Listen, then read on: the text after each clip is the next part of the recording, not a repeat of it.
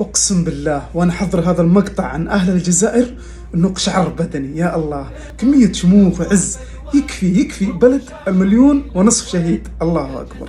أهل الجزائر وأرضها وسود الصحراء ومنبع الأبطال، الإسلام والشجاعة تجري في دمهم، رجالهم أبطال ونساؤهم شرف وجمال، وأرضها جنة. فاسألوا من هبط على أرضها، بل وانظروا إلى وجوه أهلها، أهل ثبات ضحوا بكل ما يملكون لأجل هذا الدين، وأن يبقى الجزائر شامخا عزيزا. السلام عليك يا أرض الجزائر، أهل الجزائر يا سنا عيني وقلبي والعصب، أهل البطولات التي لا ينقضي منها العجب، صانوا العقيدة واعتلوا بجهادهم أعلى الرتب. إن لم أحب الجزائر قل لي بربك من أحب، قد قالها يوم حكيم، نعم المقولة في الأدب، شعب الجزائر مسلم وإلى العروبة ينتسب.